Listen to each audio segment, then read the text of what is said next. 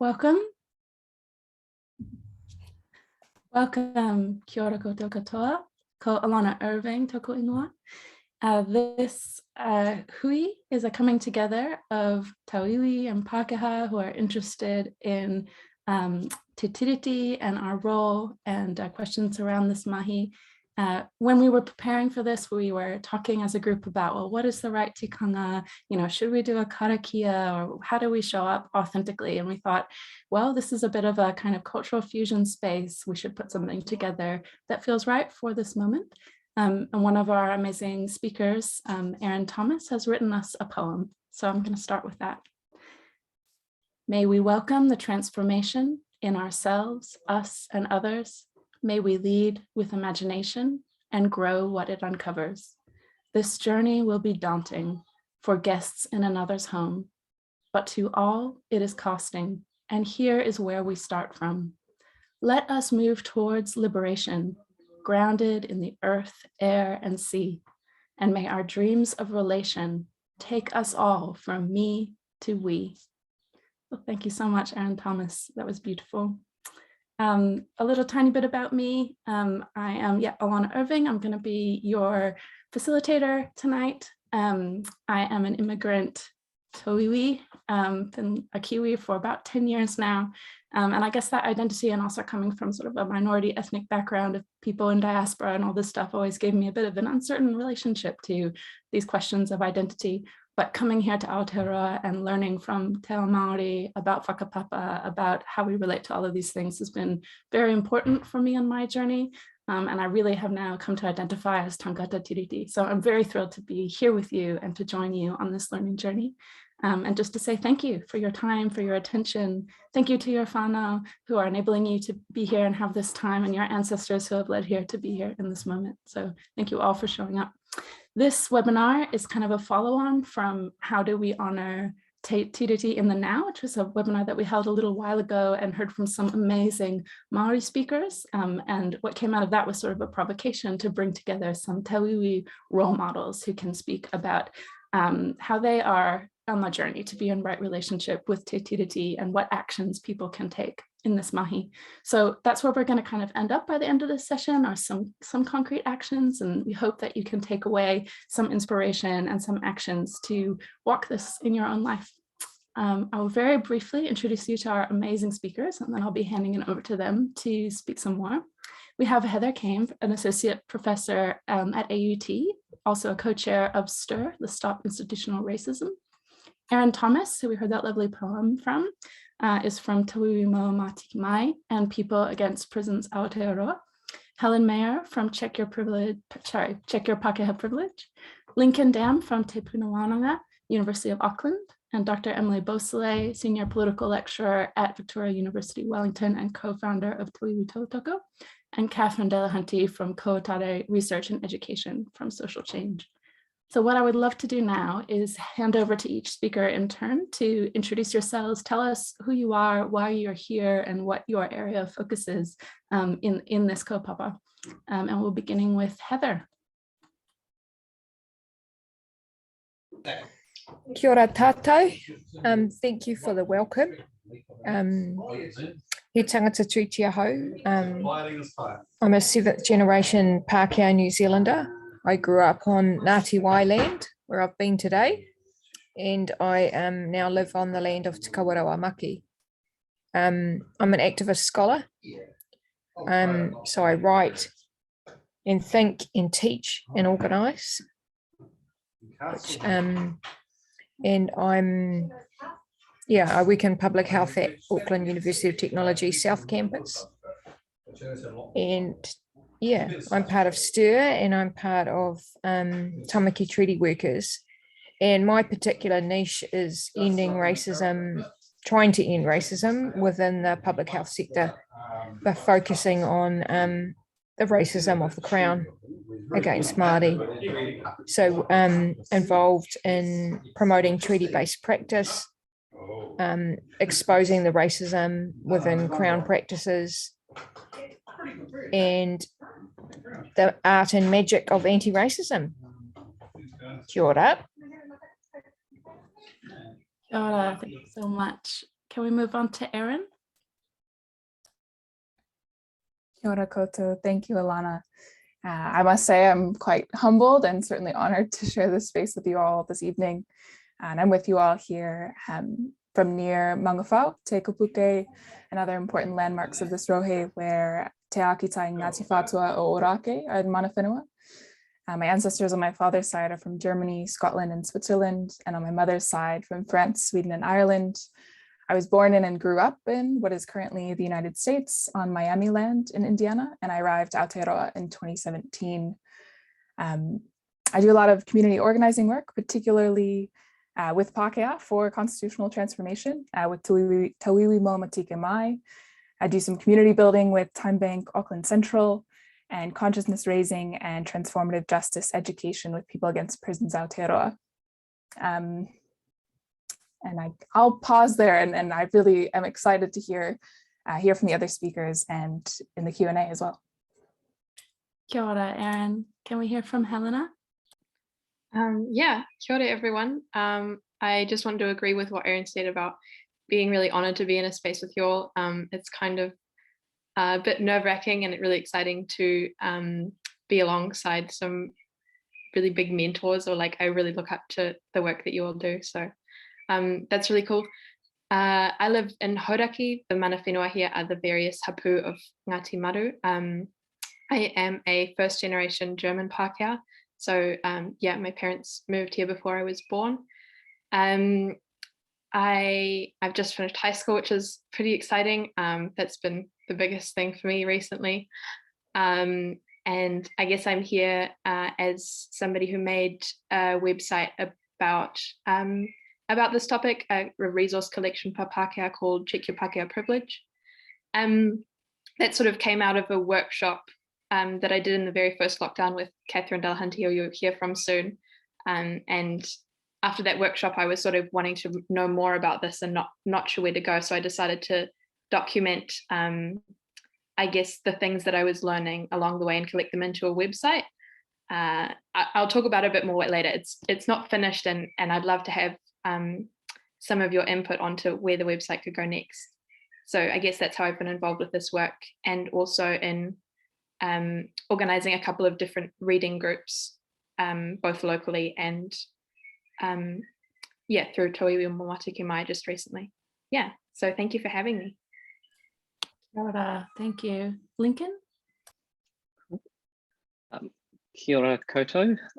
Thank you, Alana, for the introduction. Can I also acknowledge Action Station for bringing us all together this evening, my fellow panelists, especially Emily Bosselet for kindly, I think, putting my name forward for this panel, and also to all 665 plus people out there who have joined in this evening. As Alana has mentioned, I'm Lincoln Dam. I was born here in Tamaki Makaurau to a Thai Chinese mother and a Cambodian Chinese refugee father. My dad's a survivor of the killing fields, or the 1975 to 1979 Cambodian genocide. Although I was born in Aotearoa, New Zealand, I often struggled with my sense of belonging to this place growing up. My schooling started in the mid-1990s at the height of the invasion, spelt INV Asian, or the Asian invasion moral panic of the 1990s. And I tell this because the story is crucial to what I'm going to talk about this evening. But anyway, as a result of this moral panic, I remember being told that my ethnic lunch smelt and looked like puke. I recall being told on numerous occasions that people like me were bad drivers. On the playground at interval and lunchtime, the other kids would tell me that I didn't belong here and that I ought to go back to China, Asia, or wherever it was they thought I had come from. And so in short, I never felt good about being Asian, and nor did I necessarily feel that I belonged. And as such, I suppressed a lot of my Asian identity growing up in order to fit in. And further exacerbating my precarious sense of belonging in this place was the fact that Asians were, and still too often are, framed outside of Te Tiriti, founding document of this place. In other words, the treaty was always talked about, albeit very briefly, as a Māori Pākehā thing throughout my schooling. And so I was often confused about how I fit into this relationship. But it wasn't until I got to university that I came to interrogate some of these childhood experiences. And I'm currently based in Te Tiriti, the School of Māori and Indigenous Education at the Faculty of Education and Social Work at the University of Auckland, where I've been for the last 10 years. And I just want to take this opportunity to mihi to my colleagues in the school for their boundless aroha and manaki to this random Asian that just showed up one fine day. And in Te Tiriti, I teach part-time broadly on treaty politics and diversity. I'm also in my final stages of a PhD, also in Te Tiriti, looking at how a group of Asian New Zealanders, myself included, understand our relationships with Te Tiriti. And I'm particularly interested in how Asian ways of being, doing, knowing shape these individuals' interactions with Te Tiriti and tangata whenua. For as Te Kauaha Hoskins, the Pro-Vice Chancellor Māori at the University of Auckland reminds us, and I quote here, Māori don't want you to be Māori, they want you to think positively about how you can have productive relationships with Māori. So central to my work are questions like how might we, Asians in Aotearoa, New Zealand, have productive relationships with Māori? How might Asian ways of knowing, being, doing help us to be better Asian tangata tiriti? And for me, and I'm wrapping up here, such considerations have been the sort of panacea to my identity woes growing up, and through which I found my place to stand here as an Asian tangata tiriti, an Asian New Zealander. So my childhood was characterized by these feelings of not belonging and this erasure of my identity, and my adult life thus far, on the other hand, has been about this reclaiming of my heritage, finding public application for Asian thought, something that I've been inspired to do by kaupapa Māori theory and praxis. And so I'm looking to the past, to this wisdom that I've inherited from my own ancestors, to think about how I might have productive relationships with Māori in the present and in the future as an Asian tangata tiriti. So that's a bit about me. I'll return to some of these intertwining threads throughout the kōrero this evening. Thank you. Kia ora, Lincoln. Thank you for sharing that with us. Emily? Kia ora tātou. It's a real privilege to be looking at these amazing faces and thinking about the 683 people that are with us and the ones we can't see on Facebook. Kia ora. What a cool thing to be brought together around this work. And I hope this is not just a one-time deal, that we take this as a way to, the one question coming away from this is how can we keep this conversation going? How can we keep these relationships and communities and modes of accountability and ongoing learning going? So thank you for igniting this action station, as you always do. So many wonderful things. This is one of them. My name is Emily Beausoleil. So my family, on my father's side, are from French Huguenots who fled to Quebec in the 1700s. And by claiming home there, they played a real role in the deep unsettling of the Mohawk nation there, who are still sovereign today. And then my mom moved from Britain in her own life to Western Canada. So they met there and they raised our family. So I grew up on unceded Coast Salish territory, still unceded, still sovereign today. And then I've been here for now 8 years. I actually became a citizen on Friday, which feels pretty big. And yeah, I'm like, this government is illegitimate, but I'm really glad to accept. Thank you very much. I definitely identify as Tawiwi Pākehā, coming the long way. And I think there's such continuities with settler colonialism and my ancestors coming from Europe and still presuming to make home in this according to the same logics and practices that it's very connected for me, and it's a privilege to learn here and to be in relationship with Pākehā here and Tawiwi Moana, Tawiwi of color, other Tawiwi, about what we can do, what's that relationship in an honorable way. So I'm here especially because I think of starting Tawiwi Tautoko with Action Station. So Laura O'Connell Rapara, as many of you will know, when she was the director of Action Station, that was through her incredible vision and creativity, like incredible creativity and vision. She had this idea of, well, how do we actually move outside the broad campaigning mode and actually work on building practices that work, that are based in evidence, to help people have conversations online, but also offline, to help claim our bad kin? How can we speak to the racism that is from dominant groups and get those who are not the targets of racism to do that work, that we can front up in that work, and to do that in a way that's effective? So we've been developing novel strategies through that in a community. And I see some of us in the chat. It's great to see your names popping up. Yeah, right on, Kelly. So yeah, we're glad to be here with all of you today. And it's so lovely to think about what happens when we bring these sites of activity and forms of activity together. So thank you. Kia ora. And our final speaker to introduce is Catherine. Kia ora, tātou katoa. Greetings to you all. Thank you to Action Stations. Thank you to the crew that put this together. Thank you, Erin, for gifting us with your poem to open our session. And I'd just like to acknowledge that I live in Hauraki in Ngāti Māori land, in the Koiranga Valley, and I am Tūturu Pākehā, i.e. I'm Irish, English, colonial, mongrel, colonized India, colonized by the English, the whole shooting match.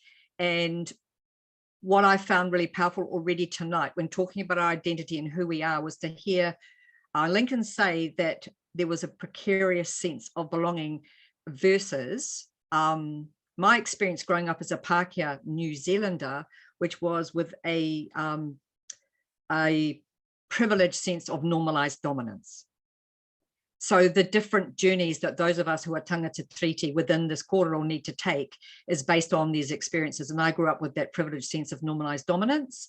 And so my life as an activist started when I was 2, because I was brought up by an activist communist family. But of course, nothing to do with Te Tiriti was ever addressed. We knew everything about the Viet Cong. We knew absolutely nothing, or we thought we did, but we knew absolutely nothing about tangata whenua history in this country. And so it is exciting to see that start to change with the next generation of younger people present here. I just need to mahi to my friend Heather, who I've been on this journey with for a while and had many, many laughs as well as a few cries. And I think that it's important to acknowledge everybody present. I get to work with Helena. It's an absolute privilege. We have a great time in a group called The Basket, which is attempting to be Te Tiriti allies. And that's one of the things that I'm passionately involved in. You know, I've got too many hats. I'm an old person. I do a lot of mentoring. I have a lot to learn. I make a lot of mistakes, but I'm very privileged to be here. And saying that I teach Te Tiriti or teach anti-racism or whatever is a little, for me, it's more like I've got no academic credentials, but it's more like plunging in the deep end and actually owning our shit and actually trying to be the Pākehā that was supposedly involved with other cultures in being tangata tiriti and going back to what it was originally signed for. But, you know, we're all benefiting from, all of us here who are benefiting from colonization have to keep checking our privilege. So looking forward to the nuance of that conversation. Kia ora tātou. Kia ora, Catherine. Thank you to all these speakers. I'm so excited to hear all of your perspectives tonight. So I'm going to kick us off with our first question. But just a note to all the people listening, please do put your questions in the Q&A if you're on Zoom, or in the chat if you are on streaming on Facebook. And we will be passing those on to our panelists, and we would love to hear from you. And even if you don't feel like asking your own question, have a look at the Q&A and vote up the questions that you would like to hear about. So I'll begin by asking a question to our panelists, which is, what is the most striking or common issue that comes up in your work and your interactions in this mahi? And we can just hear from all or any of the speakers who wish to respond.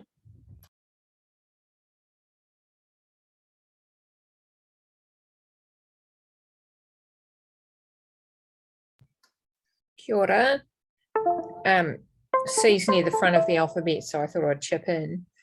I think that people think that settler colonialism was an event that is finished, and that it's not an ongoing violent process that needs to be reversed. So, and people are in the sometimes people that I work with, usually are health professionals normally, or often academics, and they think they have no agency and no power to do anything about the situation, which often staggers me because they're often incredibly powerful people. There you go, there's a chip in.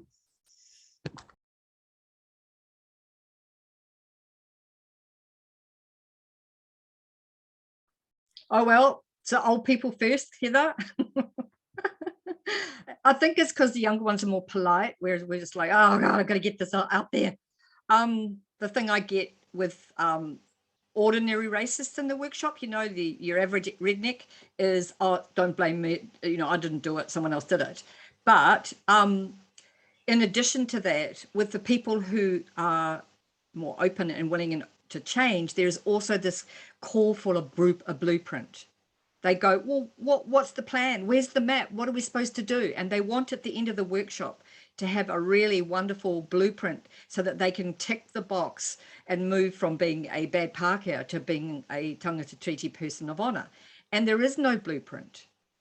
We actually have to help each other make the road by walking. It is not about a map. And making the road by walking is a collective activity that we cannot do alone. And so it's an act of collective imagination that's required, and yet people still want the blueprint, and they still feel that as an individual, somebody needs to hold their hand. Actually, we need to hold each other's hands together, but it's not about me. I think someone said it's about becoming an us, and that's our huge challenge. Kia ora.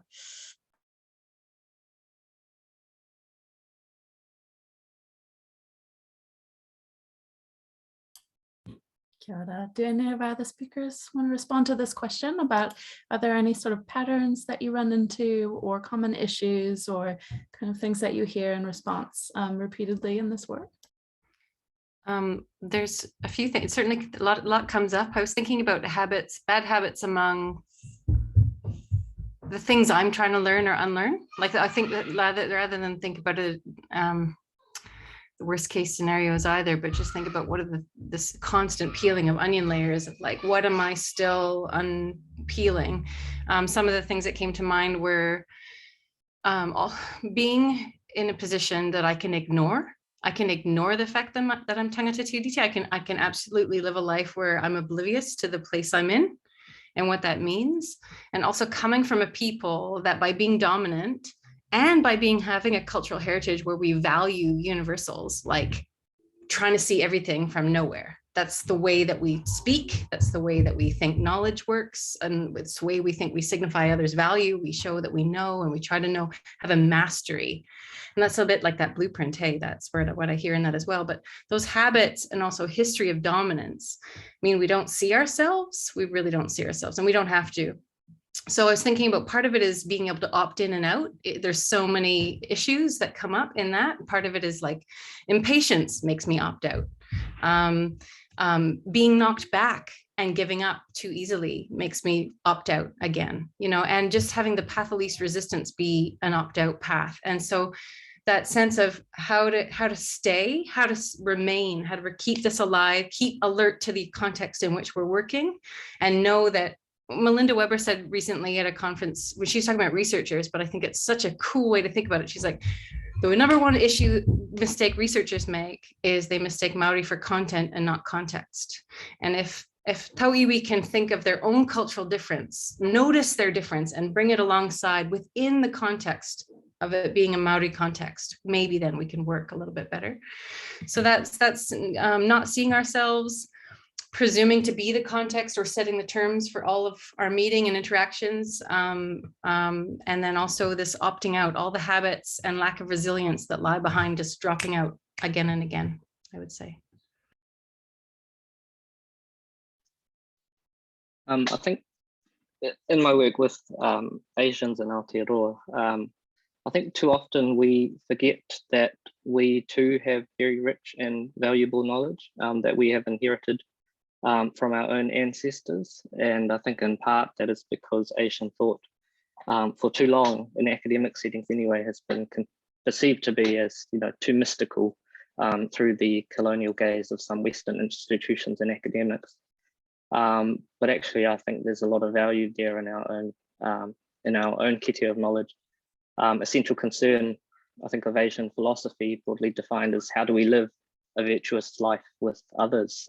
How do we be good to one another? And I think here of, what Buddhism has taught me about metta, or benevolence, or unconditional love, or goodwill. I think here of what Buddhism has taught me about karuna, compassion for others. I think here about what my parents teach me about our ethical responsibilities to the other's space. And I think these ancient wisdoms are rich resources to guide our relationships with tangata whenua, and Te Tiriti as Asian tangata tiriti. And I think from my experiences, there are pretty strong resonances between Asian ways of being, doing, and understanding and those of Māori. Not to say they're the same, but there are, I think, strong overlaps. And I think we should reach for these resources that enrich and sustain our identities and that make us uniquely Asian tangata tiriti. And I think to some, these orientations of ethical responsibility to others that I've outlined, now these may be to some too airy-fairy, and I think the good thing about Asian philosophy is that it provides us with some guidance, but it doesn't tell us exactly what to do in every single context. And that goes to the no universals that Emily talked about, and I think the no blueprint that Catherine has raised too. I think there is an emptiness that characterizes Asian ethics, and dominant ways of thinking would teach us to see emptiness in a deficit sense, that, well, actually emptiness by its very definition is a lack of something in English. However, I think Chinese philosophy in particular has taught me that emptiness too has value, and that it too should be seen as a source of vigor. It's precisely the empty space inside this cup that makes it so useful in that it holds my drink. Likewise, a teapot. It's the hollow center of bamboo that allows it to be used as pipes for the transportation of water. And the point that I'm just trying to get at here is that, yes, ideas of metta, karuna, ethical responsibility for the face of others, these may sound really airy-fairy, they may sound hollow, but actually that's a good thing. There's no blueprint. These things are to be determined in the intimacy of face-to-face relations. What metta, karuna, ethical responsibility to the face mean in one context may not necessarily be the same thing in another. And that's what allows us to keep these ideas open, keep them open to be negotiated in a particular context, because no two Māori are the same any more than we can say two Pākehā or two Chinese or so on and so forth. So leaving these things open allows us to respond to the uniqueness of the relationship at hand. And I think Te Hoskins says it really well. It's all about relationships. It's all about relationships, and let's just work on that. And I think a lot of Asian thought offers us quite a lot to think about in that space.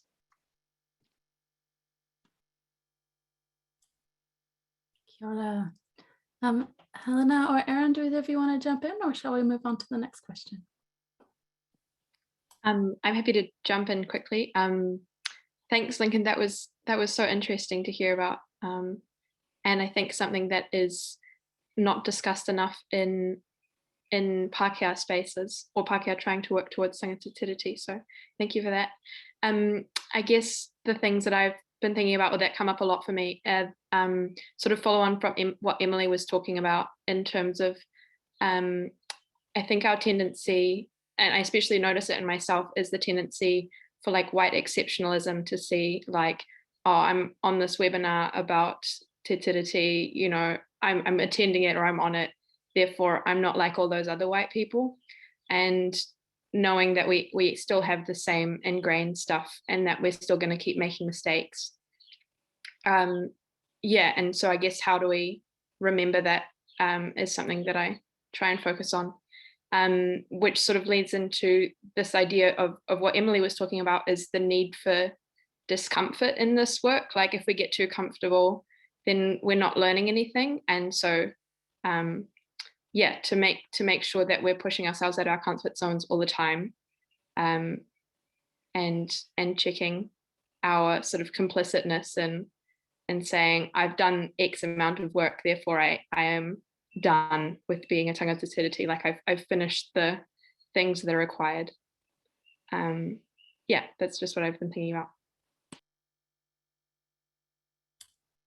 Shout out to all the speakers. We have some wonderful questions pouring in on the Q&A, so please keep them coming, and also feel free to jump in there and vote on the ones that you would most like to hear about. There's a great question floating to the top from Tammy. What are the thoughts on how we build a large movement of Tawiwi and Pākehā towards Tiriti-based constitutional transformation? 665 people attending this webinar is awesome. How do we make it 665,000? What are the short, long, medium, and long-term ideas? I can jump in on that one. I think one thing for me and my sort of politicization has been distinguishing from the more liberal individualistic analysis that I started with, the one that is framed around reading the most books and coming to your reading group with the brightest thing to say, and all of these things that are very like me, and shifting to a more radical analysis that sort of digs into the roots of colonization to see the greed and exploitation that comes behind it, that almost busts the myth that is a bit unconvincing in the first place, that if we just give all white people, all Pākehā sensitivity training, then we'll fix the systemic challenges that we have. And yeah, that's a bit unconvincing, but that radical analysis points us to, instead of being the best and sort of leaning into that easy self-righteousness, that our job is to organize our communities. Our job is to see ourselves among others, and to really, particularly for Pākehā, to sit with Pākehā, start where they are. And I like what Emily said, claiming our bad kin, right? These are our people. And so how do we bring in the people around us, given that solidarity is our starting point, and those have to be accountable relationships, but it helps to reframe the project to that 665,000, as opposed to just me and my friends reading a lot of books. I would argue that we don't need everybody literally on board with the project. I don't think change comes because everyone in the country has agreed on the same thing. And also, I think when you look at the material benefits of colonial privilege, this is a long-term project, because Pākehā particularly, and some other tangata treaty, benefit so much more from Māori in the maintenance of our dominance. So there are some complex issues about that. So if you're wanting to make change, one of the ways we make change is by having a spearhead, having translators, and then the middle shifts more in the direction you want it to go. It's called the amoeba. It's a structural analysis model. But I don't think we need everyone on board. I actually think that we need a certain number of people in key places who identify as being willing to be unpopular and to be taking a hard line, and then moving other people along them to back them up. And so it's incredibly valuable to me as an activist to have people inside the academic institutions who are taking radical stands and educating the next generation of people. And it's also really important to have a few allies in positions of power. But most of all, it's really important for us to work at the grassroots with our own cultures, who all of us who are tangata Te Tiriti, which is why I think Asians for Rangatira is the coolest thing, because we actually need to be who we are in this. And as a Pākehā, I have a responsibility to work with Pākehā. And it's actually really, it isn't going to be everybody. It really isn't about getting everybody on board. As a person that's been involved in a huge amount of activism, you don't need everyone on board. You need enough people, and you need to start shifting the middle by having some people take a radical stance. And the most important thing is that we don't attack each other for taking different roles in the movement for change. And Erin's right, without organizing, forget it. This is an organizing and solidarity mission. And the real weakness in the treaty movement is we don't support each other well enough. And this is why these kinds of events are great, because they help to build our relationships in that journey. Kia ora.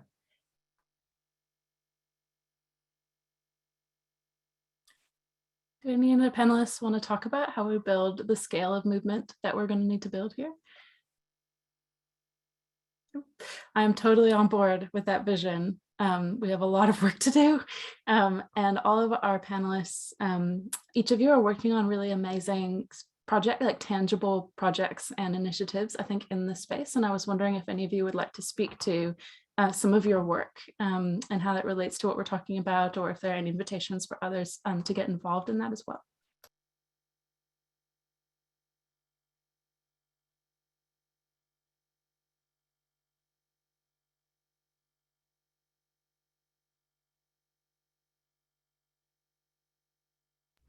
I just like to bring up, there's something that Claire Land, who has a book called Decolonizing Solidarity, says, which I really love, which is she just makes really clear that ongoing reflection and collective action have to be happening all the time.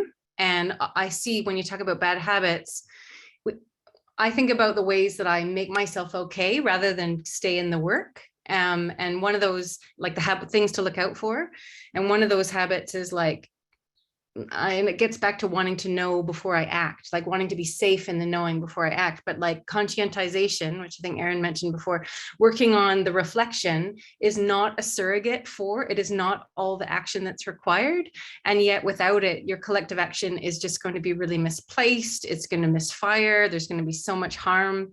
And so how those two can always be thought of as together. And I think the work that I'm drawn to, and I think it's partly disposition. Hey, I love what you said, Catherine, about don't attack each other for taking different roles. Like I have a theory of change that is that many theories of change have to be coexisting and coordinating so we can maximize and be hitting the system that is dynamic and self-sustaining in many different points all the time. And so I get called to do work that is about educating, because that's me. And I think some of us here maybe are doing that as well. But I also think in that kind of work, especially working with Pākehā, though that's the work I feel I'm called to do and I feel is important, it can't be its own thing. It has to be supplementary to the work that we're doing together, that collective work that is talked about in that social movement question that we just saw. So I just wanted to add that piece about reflection and collective action, whatever that theory of change you've got, that you need both of those in an ongoing way, and not to slip into that habit of just learning as much as we can and thinking that's enough.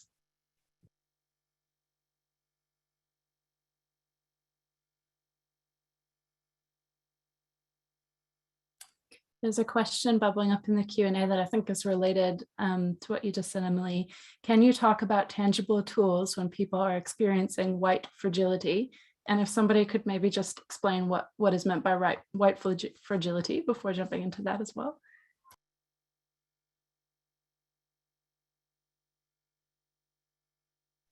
Oh, I couldn't possibly, it's making me feel uncomfortable. Sorry, I get a little bit hoha irritated with white fragility. It's what it's to me is a euphemism for power and control. You know, we actually are not fragile. We're enormously privileged white people, and our supremacy is extremely damaging, and it's not good for us as well. So I think when people start to feel uncomfortable because they're challenged, and one of the things that irritates me the most is I'm overwhelmed. This is too big for me, and it's kind of like, well. And I think we were on a workshop the other day and Helena said it, well, imagine what it feels like to be affected by colonization rather than just realize that it's actually been going on. So I just think that the most useful thing for us is to reflect on our own power and privilege and how we can use that together to make change rather than to think about you know, I'm feeling unsafe. This is one of the most irritating things I hear from Pākehās is feeling unsafe, because actually feeling unsafe is when the police come and you're a Māori. That's unsafe. You know, watching a genocide in West Papua, being those people, that's unsafe. But actually being a privileged person who's just realized their own privilege, it may feel a little bit overwhelming because for so many years we've been blind, you know, we've been blocked to it, but actually, you know, we're not unsafe, we're not fragile, we're just defending, unconsciously and defaulting to the defense of our own dominance and privilege. So, you know, I don't really think we need to spend a lot of time on that, but I think the questioner is asking really what can we do? And I think what we can do is help each other, not to center this all on ourselves, but to center it on what we can practically do to make change. And one of the things I do is I work with the environment movement a lot, And, it's pretty centered on how fabulous they are at saving the planet. And I'm part of that movement, but from the inside challenging that actually we're not the ones with the crucial Indigenous relationship with Papatūānuku and Aotearoa, and maybe we're to listen up and learn to follow, not lead. So that's where I'm at with white fragility. Get behind in the queue and start following and listening. And then all of a sudden you might find out that you're not that fragile. You actually have a place which is honourable from doing honourable things. Kia ora. Kia ora, I'm just going to chip in. And I don't talk a lot about white fragility because I don't want to particularly give it airspace. But I think the key thing is that I talk about anti-racism as a verb. It's not a feeling. And I get a bit ho-ha when people sink into their feelings. And it might just be who I am and how I am in the world that I don't talk about feelings a lot. But I'm much more interested in what you've done and what you're planning on doing rather than how you feel about it all. Whoopsie. But I think also it feeds into it dovetails so neatly and conveniently with this is too big, I've got nothing to do here, I've got no agency, that denial of the power and the privilege of tangata treaty folk. But I talk about, instead of talking about white fragility, I talk about spheres of action and influence, and different folk have got different spheres of influence. And you can supersize your sphere of influence, but obviously it's much more useful to engage in collective action because we have so much more power together than any charismatic individual that could get taken out at any time. So I say, let's change the conversation from the F word and get back into the business of what are we doing to transform these 6 systems. Kia ora. I really agree with what Catherine and Heather said, although Heather, you've got my name again. There are 2 of me, which is quite exciting. Or whatever she said. Well, I definitely agree that white fragility isn't really, it's not very productive, but it is also a thing that happens a lot. And as somebody who was several years ago in an organization that was called out for racism, and in reflection, I realized that my behavior was a perfect example of white fragility. Sort of the tone policing and this is too much for me. I feel like it's the white way to react. And what moved us as an organization and me as an individual from that point was sort of a persistence. Like the calling out didn't just show up one time. It was that people repeatedly said to us, look, you have to think about this.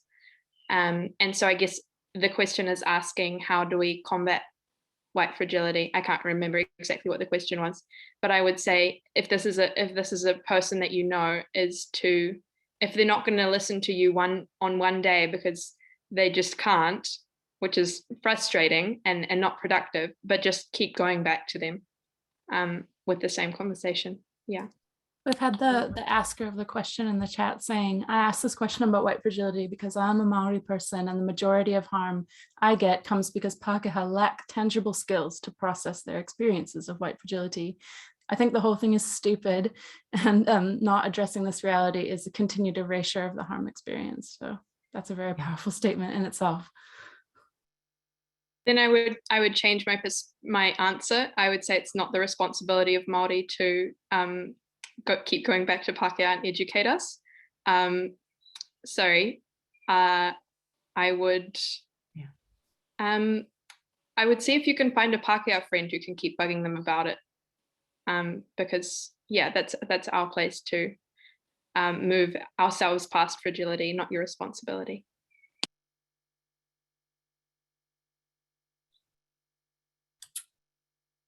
Thank you. All right, coming back to the Q&A, there's lots of amazing questions in here. What are some key ways to determine whether a Tawiwi is acknowledging, appreciating Taomaori versus appropriating a culture that is not their own.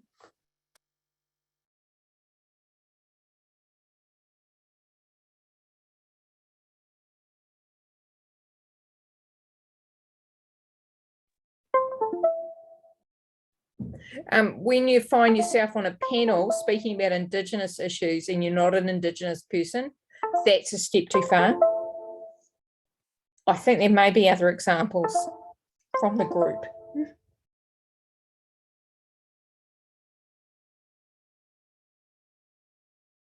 I would love to hear from our speakers about how you navigated this personally, learning about Taomaori and figuring out where that line is with appropriation or your relation to it as a tauiwi.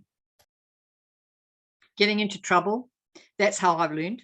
So making mistakes, really embarrassing and awful mistakes, and continuing to do stupid stuff that was on the verge of appropriation or was appropriation, and getting my ass kicked and apologizing and looking at myself and carrying on. I guess the worst one for me was when I was a member of parliament and I went too far in talking about a treaty settlement that was not right. Like I went beyond my own knowledge into that, to the tangata whenua space, and I got told off and I had to apologize in front of the whole parliament to people who I deeply respect. And it really taught me that you actually can't, when I went out of the room, having apologized, feeling like a piece of shit for doing that, they were waiting at the bottom of the stairs for me because, you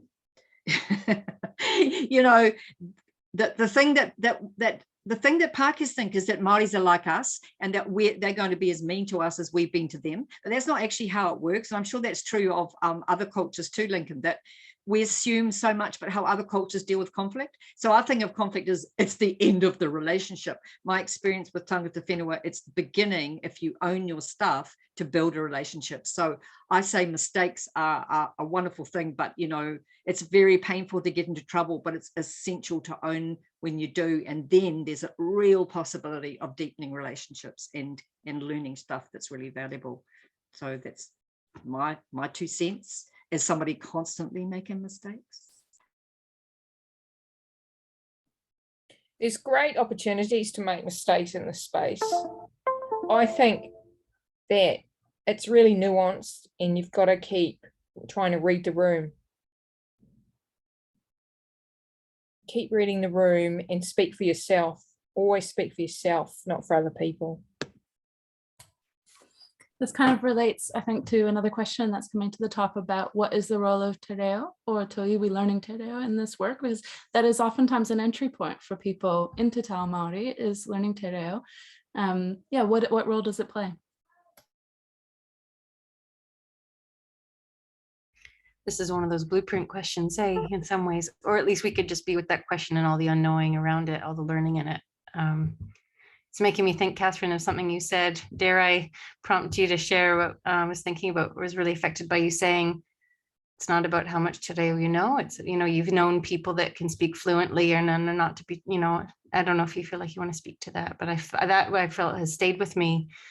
And not about, yeah, this, I think that Avril Bell also talks about this, that one way of trying to be okay as Pākehā is sometimes to try to hide out in Te Aomaori and tikanga and te reo, and one, to presume you understand what you're in is just already majorly so much harm comes of that. But yeah, but stand where you stand, like Lincoln's talking about so beautifully about like, where are you, and not needing to know it all. And anyway, I was just curious about the sense of, it's not about being on your ground and being clear of your own cultural, what it is that lies behind you and marks the ground from which you meet, and standing where that is with honesty. Something someone else said to me too is sometimes Pākehā, often they can stand to meet and then they're met and then they go like self-effacing and disappear. And it's like, no, how could we ever meet? And it's what you're talking about, mistakes as well, but there's something cultural in that too, about like, where are you, what do you bring? What are you standing on? What is the difference that is your inheritance and that shapes how you see and speak? And what is it to bring to meet in that, as opposed to like trying to hop skip into this other, you know, it's tricky, hey, but that's what comes to mind with that question for me. And kia ora te whānau. It makes me think about Mitzi Nen. And Mitzi's the matriarch of the Pākehā Treaty Workers Movement. And she doesn't speak te reo. And she deliberately doesn't speak te reo because there's so many Māori that can't speak te reo. And I love the way she navigates that space. But certainly within our movement, there's fluent Māori speakers. But they are quite deliberate and quite careful about when and how they speak te reo and who's in the room or what the context is before they'll do that. They don't just do it willy-nilly. And I will forever be a beginner learner. And so I hope to one day eliminate all my mispronunciation, but we'll see. Thank you. Could I just add something there too? Because I think the mistake we make, I'm sorry, Lana, but is when we think that te reo is not a political issue. It's just a sort of safe, neutral thing. Oh, I love te reo Maori. I'd love to learn it. You know, this is the taking away of the power dynamics, which Heather's talking about. So I know people who are linguistic buffs and can speak many languages, but it's that being careful about where you are and when you're speaking it and for what purpose and who are you making whakamaa by proving that you've got their language if they haven't, and also that the language is somehow divorced from the power issues that have gone with it and the utter violence and humiliation that have been visited upon the people for whose language it is. So I really get annoyed when people say to me, oh, I really want to do te reo and tikanga. I don't want to do treaty. And I'm like, I bet you don't, because it's about power. And that's what we actually have to acknowledge the importance of te reo in the context of power. And it's every single situation in a colonized country built on violence. Every situation requires a deep, careful and collective reflection on what is appropriate. And that is something that if you spend time, if you go to a lot of marae, the process is always being reflected upon about, is this the right way to welcome people? Is this the right tikanga? Is this, but in our culture, it's kind of like, oh, you know, I want to learn te reo. Is that the best thing that you can do to break colonization and to own your place in this country? It might be useful, but it's just, we have to be careful and look at making sure that all tamariki Māori get the chance to learn te reo. That's first step, and then the rest of us. Yeah, it wasn't until I came here to Aotearoa that I even became aware of this whole discussion that we're having, that I learned to mourn the loss of my own Indigenous language and my own heritage, and began to think about that. So I don't know the answers, but this is a very multi-layered question for all of us, isn't it? Another question here from Belinda. I would love to hear your thoughts on the different position of those New Zealanders who are non-white and non-Maori. It's difficult to feel represented by the term Pākehā. There's also a disconnect within discussion of white privilege. It's a confusion over where to stand and how to navigate this area.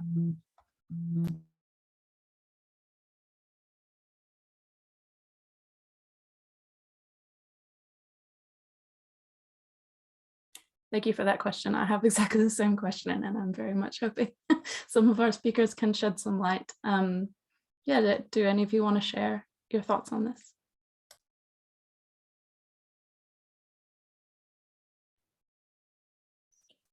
I feel like I'm very quick to my buzzer, but I think that we're still coming to grips in terms of the struggle against racism in this country, about how to do that in a three-way situation where we've got tangata whenua, well, even maybe it's a four-way situation, Pākehā and Tawiwi of colour and tangata moana. And I think that we're just at the very beginning of those conversations about how that looks like, how that works. And we tried to have a hui early in March to inform, with anti-racism practitioners, trying to inform our thinking for the National Action Plan on Racism. And I think it's the first time some of those groups have come together to talk about what does Te Tiriti-based anti-racism look like, that embeds tawiwi of colour in the narrative. And we didn't at that hui have tangata moana there with us but I think there's great complexity, and we're at the beginning of the conversation, and I'm excited about where that's going to go, and it's unfamiliar territory, which means we're learning stuff. So that's very cool.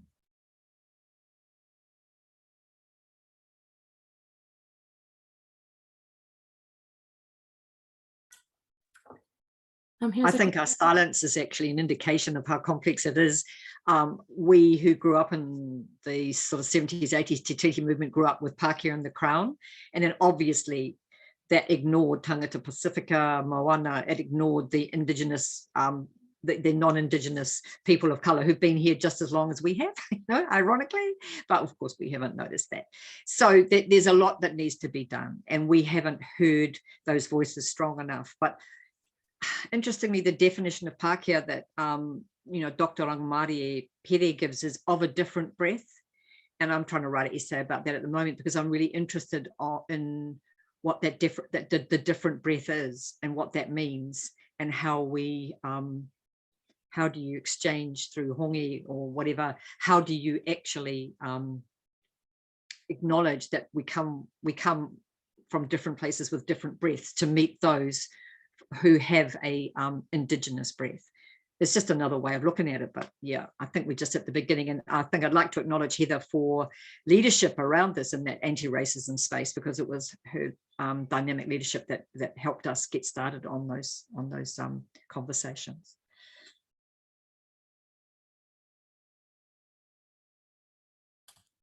There's a question coming in that I'd like to direct to Erin.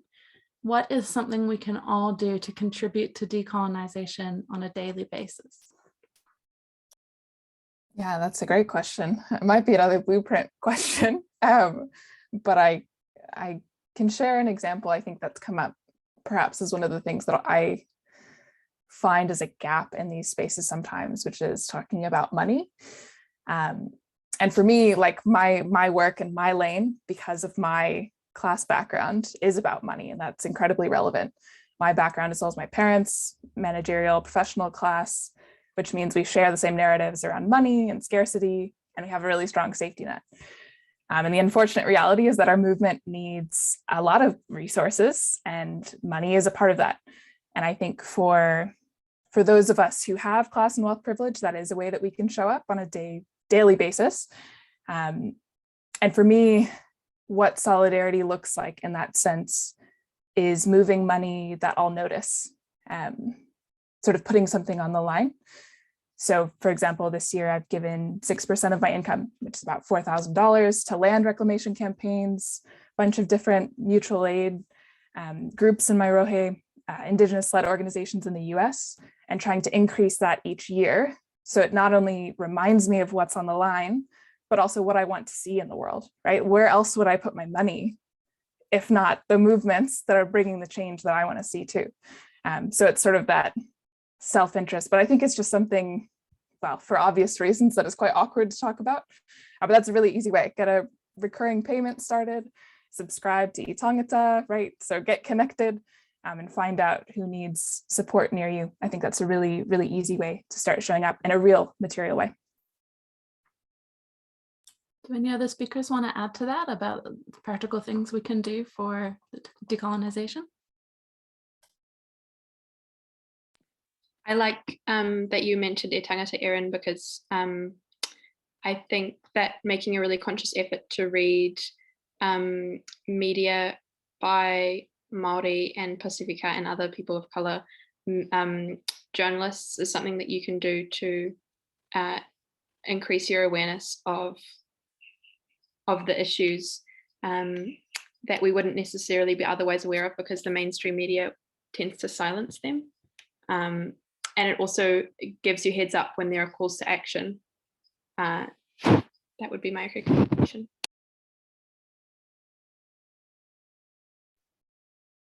Sorry to clarify. Sorry. No, that's right. I was just going to say, I should have maybe said that E Tangata is a weekly magazine that publishes mainly Māori and Pacifica authors. They have some really awesome stuff. It's also worth going back and all the old articles as well. I was just going to say, as well as money, time, like show up. And it's sort of in rural and smaller communities, it's probably a little bit easier, but also in the cities, you get opportunities because there's a lot of protests, or there used to be. In terms of COVID, it's a bit different, but there's opportunities to be visible and support. So, for example, recently there was a court case that that Ngāti Hako were leading against the pollution of their maunga, and so Helena and I and some other people, we went to support that court case. Like, showing up is as important as anything, making sure that we commit our day to be there. Helena also baked fantastic chocolate chip cookies, which were far more exciting to the whānau than possibly us just showing up. But, you know, it is that stuff as well as the cash. It's that, and it's turning up. And it's also making yourself being willing to be unpopular in your own community, so that you are publicly aligning yourself with tangata whenua issues in a way that people can see you. And that's really, really important, because if we are not making ourselves visible, then guess who's the target? So it's better for us. And I guess I had the privilege of going on the Takatai Moana foreshore and seabird hikoi from Tairāwhiti all the way to Wellington, and being in that little minority group of Pākehā, actually learning to follow the leadership of the leaders there. They told us where to stand, they told us what to do, and we had an amazing experience. But we need to show up, and we need to give money, and we need to make cookies. Not that I'm very good at that, so it's Helena's. They're much better than that. All of the above. Wonderful question here. I'd like people to share practical ways that tangata Te Tiriti can recognize how and when to stand back, so Maori can step forward and move towards more equitable partnership more quickly. Jobs, offers, housing, medical, te reo, activism. Just a small question, no big deal.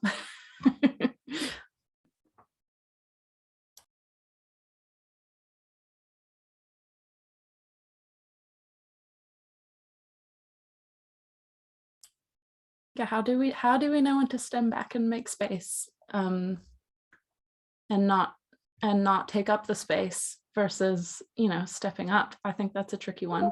And also, just by definition, you know, if there's one job and a Pākehā gets it or a Maori gets it, I mean, I don't know, how do we navigate these situations?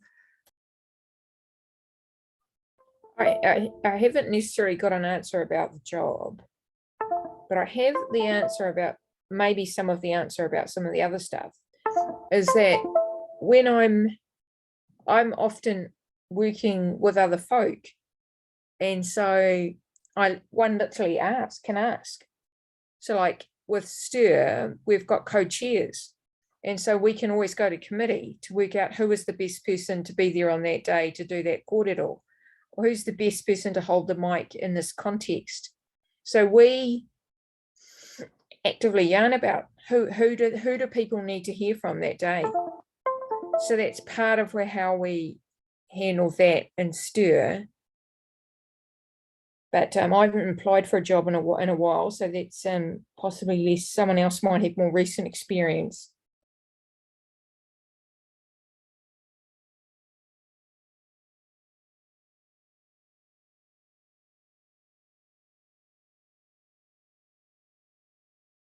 The chat is calling for Lincoln to respond.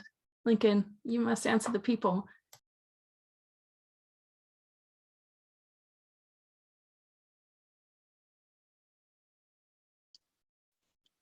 So which question? I've just lost track. I'm just keeping track of the questions in the chat that are directed to me. What was the question? Well, I think that people are asking for your response on this one about how do people know when to step up versus step back, and how do Tawiwi know how to make space for Maori? I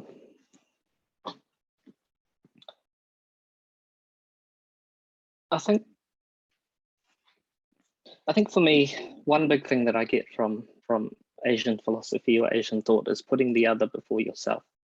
And I think for me, that's been a really big thing, recognizing, I think Heather might have mentioned it earlier, you know, if you're at a conference and you're not Indigenous, don't speak at that conference. I sort of think of those sorts of ways of being as well that for me help to think about, you know, putting the needs of others before those of your own. That's definitely something that I've picked up from Asian ontologies and epistemologies that help me to navigate these sorts of spaces. It's this self, just this removal of yourself in order to create space for others. I hope that vaguely answers that question. Yes, and there's another question here for you, Lincoln, from Yuki, a Japanese Kiwi, who's saying that some Asian cultures and religious beliefs are sometimes quite similar to Taomaori, and there's empathy for Maori in terms of experiencing racism. And so, yeah, she's saying the majority of her friends are Pākehā, but how can we contribute to helping build a better relationship between Pākehā Maori and all others as somebody of Asian descent? I think this might sort of lean towards that blueprint question again, but just a couple of sort of top of mind ideas. These have already, I think some of these have already been touched upon. Getting involved in groups like ASTA, Asian Supporting Tino Rangatiratanga, which Catherine has mentioned, and part of that I think is showing up, and crucially, broadly speaking, in Asian culture, that giving face. That's really important.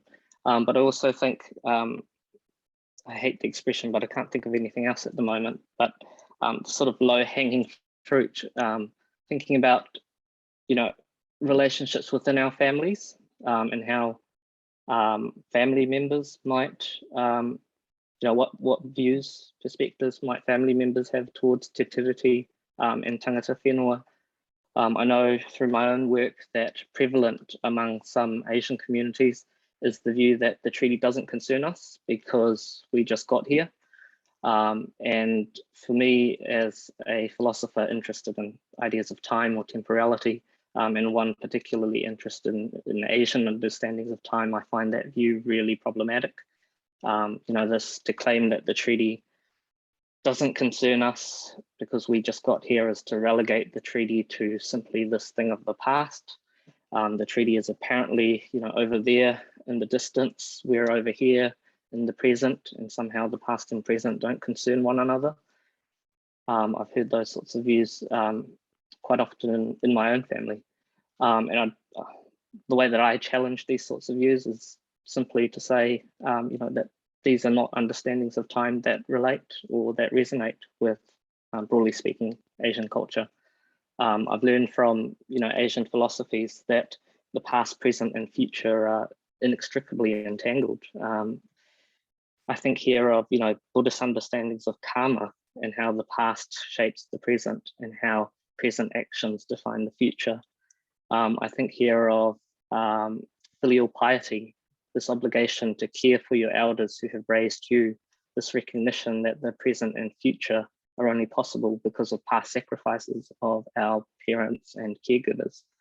If the past was just in the past, then for those of us who are Chinese, there would be no need to celebrate Qingming or Tomb Sweeping Day in April of every year. No need to pay respect to your ancestors because the past is just the past and they're gone.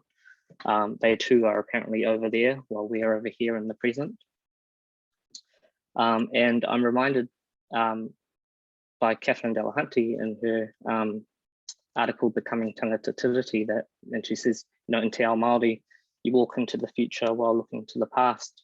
And I'd argue that the same is true in Asian cultures. We recognize that the past inevitably shapes the present and the future, as was seen through ideas of karma, of filial piety, of Qingming, and so on and so forth.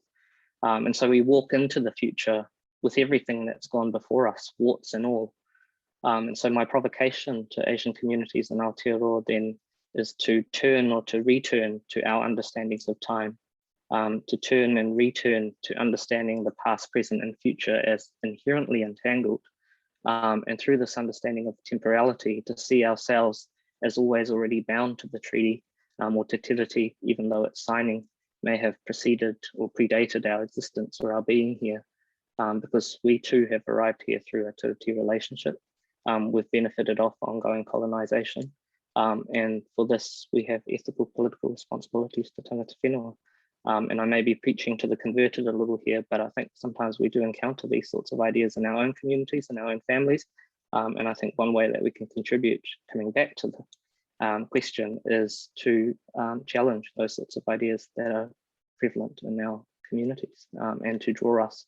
And that's why I intentionally use Asian tangata tiriti, because it draws us directly to a treaty relationship in ways that tauiwi might not do right at the outset. So I hope that answers that question. Thank you, Lincoln. Another question from Deborah. How can I talk to friends and family who are tired of hearing about Te Tiriti or Te Reo? I want to engage with them in a positive way. Any good tips or anecdotes to offer? I think this might be, I've got a nudge from Anne from Action Station, talk about Tawiwi Tautoko. So I'm going to do that. This is a good moment. So if you're interested, and Anne, hopefully you'll drop the link in, because we've made an open access digital version of the course, but we're also going to reboot formal training again. If you're interested, it's a 10-week program, and it connects years of working with people who are really good at helping us stay open when we're challenged, to all kinds of therapists and Te Tiriti educators, artistic performers when they do challenging work, and conflict mediators. Like, what do they know that we could use? And then bringing that together with values-based messaging, which we also know helps people activate more progressive values and moves people, like Catherine says, moves the persuadable. So we connected that up, and we've had really an external evaluator look at 10,000 interventions over the last cohort, and we can see tangible impacts, and it correlates to how much we use the approach. And so it's really exciting to know it's working. So if you're feeling like you want tools, sometimes it's like, well, I don't know how. I also see a question about building resilience. One of the things we found through this work, or I found through this work, and maybe others can speak to that, but by going continually into the comment section, you first notice how you just never have to deal with racism, and how much of it is out there on a daily basis, and how thin it is, thin skin, like lack of resilience from that lack of challenge. And so you build resilience through practice. I think it's so fascinating to feel like it's like a muscular, like it gets easier.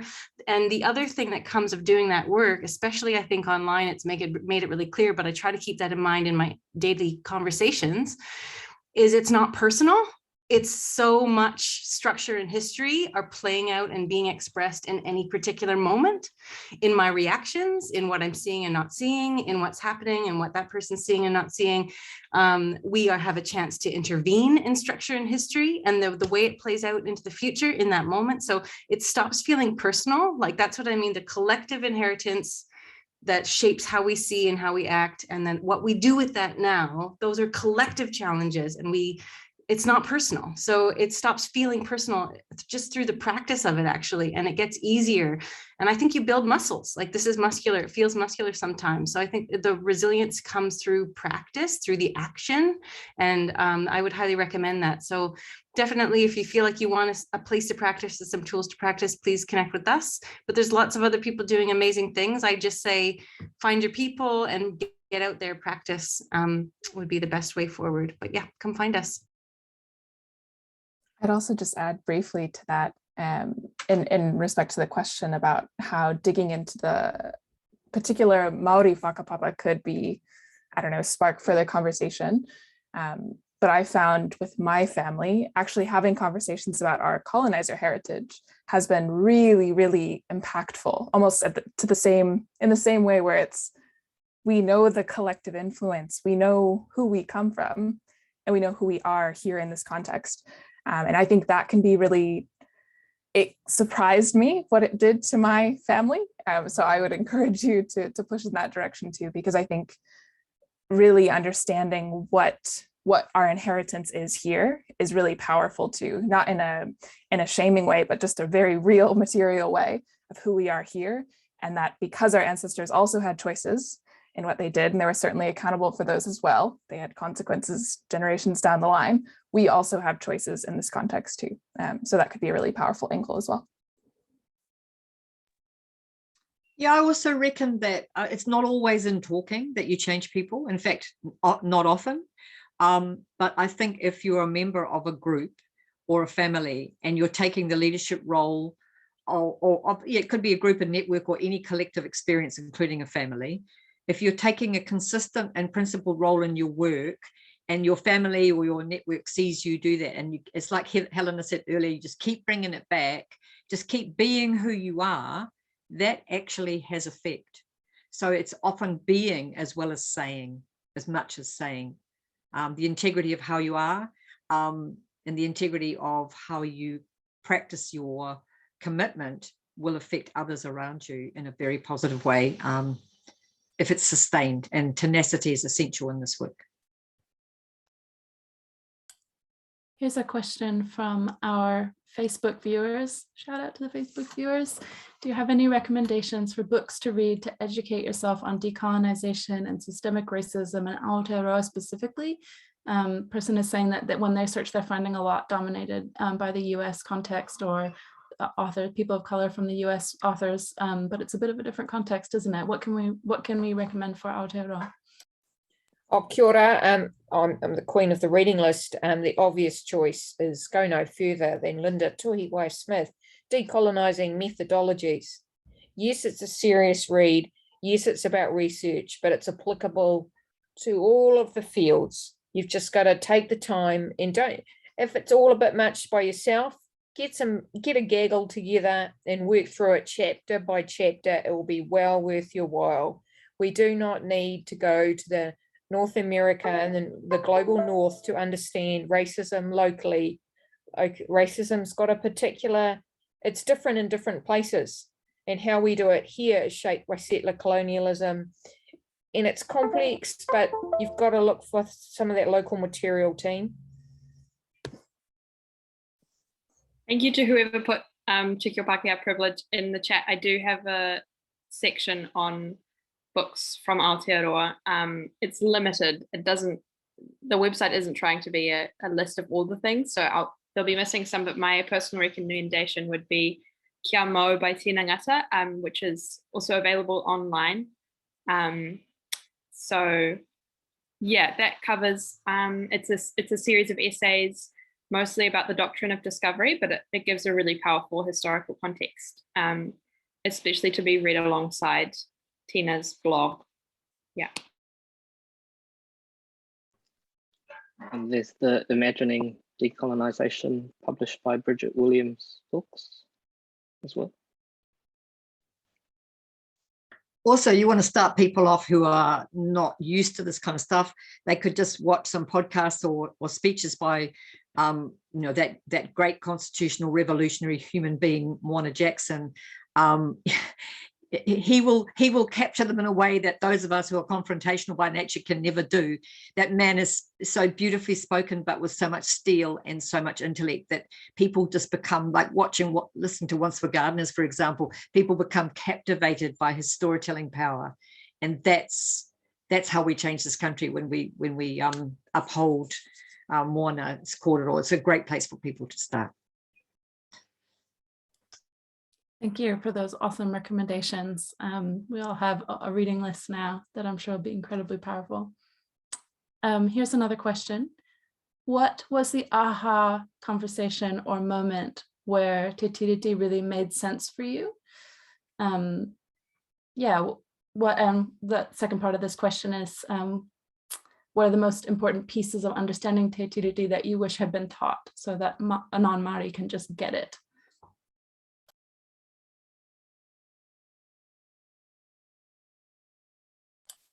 Did any of you have that kind of aha moment? I've had multiple aha moments, but one of them was just when it really clicked that, like, oh, Te Tiriti isn't a thing for Maori. Te Tiriti is a taonga for every single person with any connection to Aotearoa, and is an amazing taonga for me personally. And then it just kind of all started falling into place.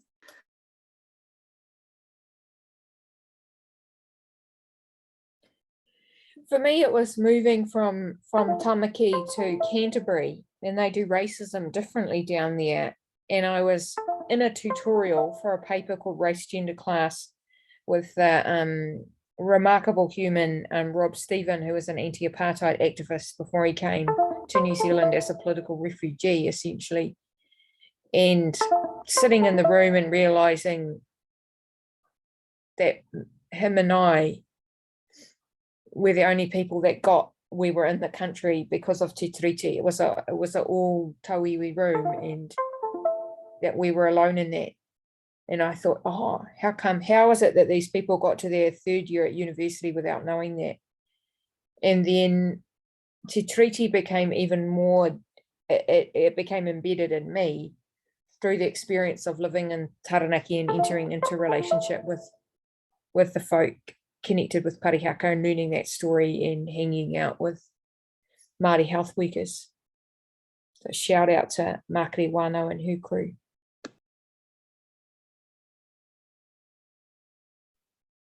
Sometimes it's not exactly an aha moment. I always think that sounds a bit like an orgasm. I find that like, how could I say that in public? But that's how I think. Sometimes it's a person. So for me, the person that really took me on this journey was a kuia from Hauraki here, from Ngāti Maru, Māti Pukenga, kuia Betty Williams, who was involved in our activism in our group against mining, but just insisted that we actually listen to and challenged us about what do you stand for? Why do you want to stop the mining? What is your relationship to the whenua? What is your commitment to the Te Tiriti? And those questions, and most people in the group didn't see that as the opportunity it was, but it changed my life. And so it was a person that changed my life, backed up by a Pākehā person who spoke no reo, but who was equally radical in her commitment to recognising these rights. So I was very fortunate to have these people, and sometimes it's an individual who is there at the time in your life that is absolutely transformative. And so again, we lost via Bessie in January, and but we haven't lost what she taught us. Well, I haven't. So that was very fortunate for me.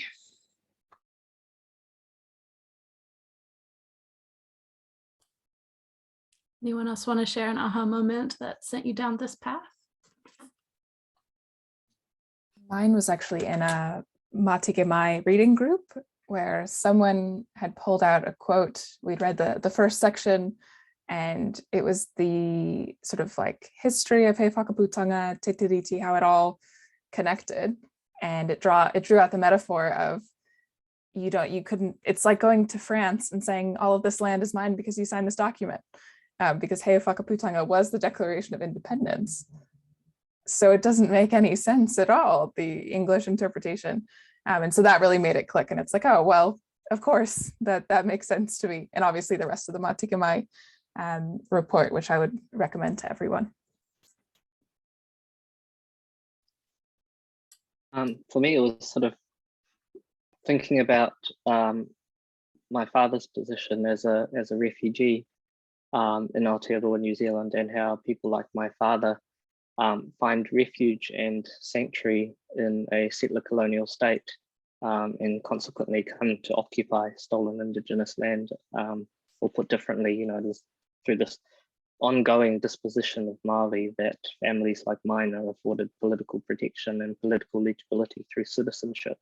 And so those sorts of, that very fraught position that I occupy, that's really been the, I've privileged here.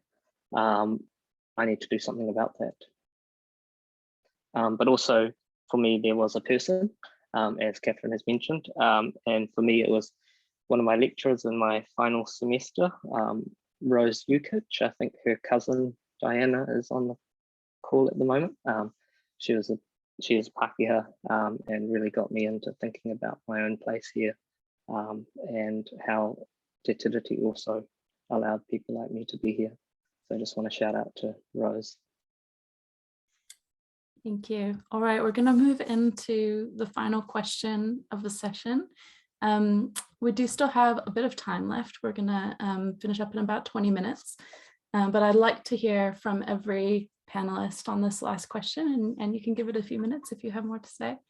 The question is, what is your sort of top line advice for people on their Te Tiriti journey? What are you hoping they can take away from our conversation here? And if you can name an action point, something quite concrete that people might be able to pick up.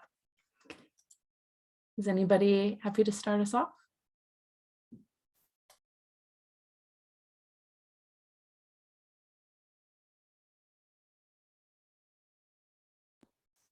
I'm just always the quickest with my buzzer. I should be in a quiz show.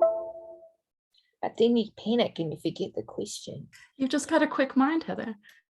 Well, I'm just quick on the buzzer. I don't know about a quick mind. I mean, I think the secret is what my sister-in-law, Susan De Silva, says, is that it's about having a go, reflecting and having another go. So just staying the course, holding the line and keeping at it. And it's a grand adventure and it will take you in all sorts of unexpected places, but just have a go and then another one. But that reflective practice is critical to starting getting you to safer land. And if you want something concrete to do, and if you're in the health sector, come help us with STIR, because we're trying to end institutional racism, and many hands make light work, and I get quite busy and I'd quite like a bit of a hand in that area. But if you're not in the health sector and you're just trying to mobilize 65,000 people, that was outrageous when someone said that. But we're just trying to mobilize 20,000 for Te Tiriti-based anti-racism futures, our virtual anti-racism conference in March around Race Relations Day next year. And I'm sure Amanda, who's in the crowd, will put the link to our Facebook page in the chat because she's so motivated. And we're organising what we think will be the biggest online anti-racism event in New Zealand history. So if you've got some time and you want to do something concrete about decolonising this country and helping, many hands make light work. Go Amanda. How do you get involved in STIR? Well, that's I'm sure Amanda can also put that in the chat. I'm not going to hog all the time, but there's plenty of ways. Oh, you got muted, Heather. Oh, you good? Oh, okay, thank you. Everybody check out the links in the chat if you want to find out more about STIR. Is anybody who wants to talk next about your sort of top line takeaways or advice and an action point that you'd like people to take away?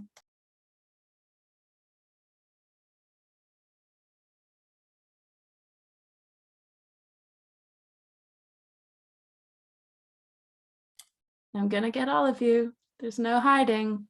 All right, I choose Helena. Okay, good. I think I have similar. I have a similar point to Heather, which is just to stay involved, like not to opt, like Emily was saying, not to opt out. And I think the best way of doing that is to find other people in this work. And just to hang out with them and do work with them and then have conversations and keep going. And yeah, like Heather said, the reflection at the same time as the action. I'm also going to give an action that will help me because yeah, many hands like make light work. With the website, as I mentioned before, and I've realized the more that I've worked on it that it doesn't really have a strong foundation. I just sort of started making it without thinking about it very much. And so I'm sort of trying to rebuild it from the beginning with a stronger base, and would love people to be involved in that. And just put a Google Docs form in the chat if you would like to be involved. There are a couple of different ways.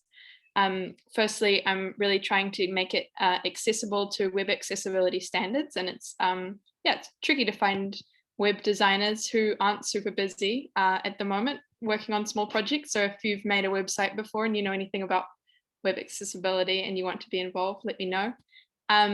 But I'm also looking for people to do research, which is just really straightforward, just some Googling and writing in spreadsheets, and also some people who might be up for some discussions about sort of larger values and goals of a resource collection for Pākehā, because it's sort of work that needs to be done in groups and not by someone on their own. That's my sort of selfish call to action. And I guess other than that, yeah, like what everyone was saying, read books, read articles, read media, give money, show up to protests, show up to land occupations, challenge your relatives. I mean, there are endless lists of not just your relatives, obviously. Challenge people in your life when they're racist. There are endless lists of these things that you can do. And yeah, I think I'm going to stop there. Thank you. Thank you for having us. Well, I guess it's not over yet, so. Thanks, Helena. It's not selfish at all. Like there are a lot of people out there who feel like they want to do something and are looking around for that leadership that you're showing, and will be grateful to be offered a way forward. So thank you for that. Can we hear from Emily? I was thinking about this. There's lots of good advice I've heard over the years. And then trying to piece it together for the purposes of here. I think one thing I'm learning is because by virtue of the body I'm in and the world I'm in, I learn through trial and error a lot, because there's a lot of blind spots and there's a lot of, unfortunately, learning through mistakes. So I really think what I'm starting to feel like is I can't future proof, but I think it's more telling how you respond when someone is even gracious enough to point something out to you. When you make a mistake, how you respond says more about us, I think, than the mistake in the first place in some ways. And I want us to focus on valorizing a culture of fast learning. How can it be a virtue and something we actually celebrate is like, oh, you learned from that. What did you learn from that? Okay, what are you going to do next? And sometimes that's also about learning to go slower. That's part of what I'm learning too, is learning. Doing doesn't always look like outward expression and verbalizing and taking up all the space and hurry. That's part of the impatience and also an outcome efficiency focus of my culture and privilege too. So doing can also be about slowing down in terms of the outward stuff, making space, looking at where you have power and influence and platform and giving those over, being led, like Catherine says. So sometimes action looks really different than we might think. But I also think, yeah, how we respond should be the focus. And one of the things I'm going to just share that with you that in the chat, a couple little quotations that are for me like things I repeat to try to keep focus. The first one is Tarapuhi is from Tato and her mom, Te Ahu Matua Briars. They both say, as a core to the work with Tato, which is a cultural competency group, it's not about me, it's about the kaupapa. It's not about me, it's about the kaupapa. So when you start to, that's a way to keep oriented in terms of, I find useful. It's not about how I'm doing. It's not about how I feel. It's about the work. How's the work? How can I show up for the work? And the other one I brought up there is I really find useful because I keep wanting to get it right. And I need to curb that. I need to just, like we've talked about, do better, come back and do better. Maya Angelou says, do the best you can until you know better. And when you know better, do better. I just found like, that's just it, just a step forward. And then there's a little bit of light, maybe, and then a step. And then, oh, that fumbled, a little bit of light about not going that way, and then take another step. And then those last two quotations, I just thought it was great to orient us in terms of, I thought it was funny because usually I hear Lila Watson quoted here, working from Australian Aboriginal activist communities, but also Fred Moten in a much more irreverent way saying here, you know, Lila Watson says, if you've come here to help me, you're wasting your time. But if you've come because your liberation is bound up with mine, then let us work together. Fred Moten says something really similar. It's like, if the coalition emerges when you recognize that it's fucked up for you in the same way that we've already recognized it's fucked up for us. I don't need your help. I just need you to recognize that this shit is killing you too. However, much more softly, you stupid motherfucker, you know? I thought that was terribly inappropriate language to be using, but I love that what Catherine said about why are you here? Why are you here? What's at stake? And the last thing I might say that's important for me, at least, is something Emelani Case recently said when she spoke with a group of our students. It's really important to be clear on your positionality, because as an Indigenous person, your heart breaks all the time. And when you're clear about where you're standing, it tells us where you are in relation to the heartbreak. And for me, a lot of my mistakes are coming from not realizing where I am, how far I am from the heartbreak. And I need to be, even being aware of that, hopefully can mitigate some of the harms in my best, intentioned mistakes. So I just want to give that as well as some of the stuff that's been useful for me that I keep telling myself again and again, because I keep forgetting in the actions I take. The thing in terms of action, I was thinking about finding your community. So, and not as, again, a surrogate for action, but as a support of a community of practice and learning. Again, that culture of fast learning.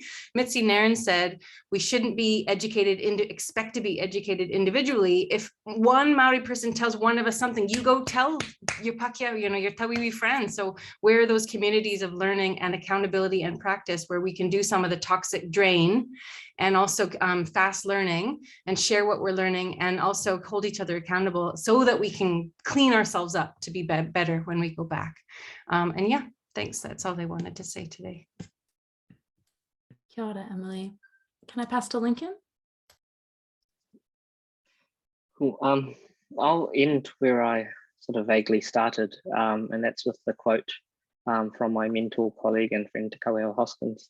And I said this before and I'll say it again. She says, Māori don't want you to be Māori. They want you to think positively about how you can have productive relationships with Māori.